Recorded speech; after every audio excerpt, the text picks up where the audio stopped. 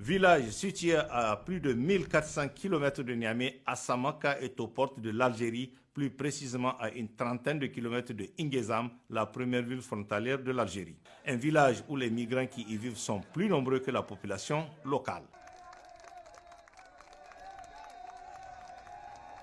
Un village qui accueille des milliers et des milliers de migrants qui sont refoulés d'Algérie. Des migrants subsahariens pour la plupart, dont on peut citer des Nigérians, des Ivoiriens, des Sénégalais et des Béninois. Bref, tous les ressortissants presque de l'Afrique de l'Ouest et même de l'Afrique centrale qui quittent souvent leur pays pour transiter par le Niger et destination l'Algérie où ils s'installent avant de trouver d'autres pays d'accueil. À Asamaka, où ils résident quelque temps avant de franchir la frontière algérienne au prix de 1001 sacrifices, ces migrants africains, selon des témoignages poignants et recueillis sur place, vivent un calvaire inimaginable en Algérie. Des témoignages assez troublants où l'on pense que ces migrants qui sont sous la protection du gouvernement algérien et même de certaines organisations en charge de l'accueil des migrants verront le bout du tunnel une fois en terre algérienne. Leur calvaire ne fait que commencer, comme en témoignent les propos de ces migrants que nous avons rencontrés à Asamaka et qui viennent juste d'arriver de l'Algérie il y a quelques heures.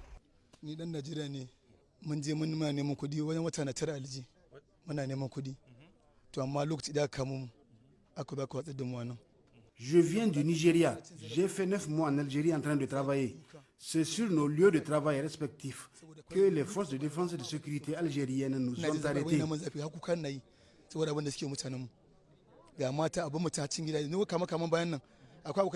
On a été d'abord regroupés dans un camp avant d'être refoulés dans des conditions que vous ne pouvez même pas imaginer. On a été entassés comme des objets tout en nous frappant. Beaucoup d'entre nous ont été blessés et d'autres ont contracté des maladies sans avoir droit aux soins. Comble de malheur, tous nos biens et objets de valeur ont été retirés.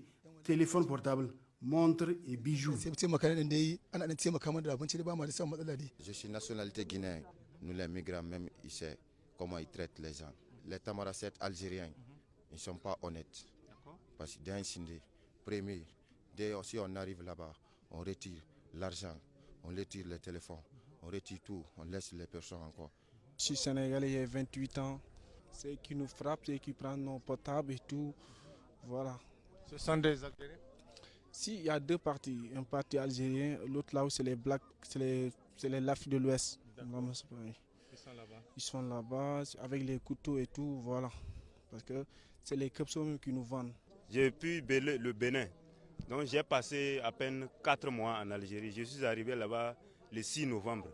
Ils ont arraché nos téléphones avec les sous qui étaient là. Ils ont tapé les hommes qui étaient mariés, ils ont tout ramassé.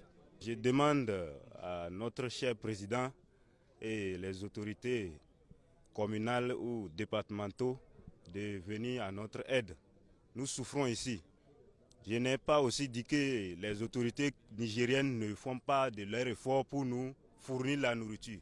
Mais c'est entre nous, on ne s'entend pas. Je viens de Côte d'Ivoire. Quand ils nous attrapent et nous laissent, et puis ils prennent l'argent avec nous et nous laissent et nous envoient. Des fois, et nous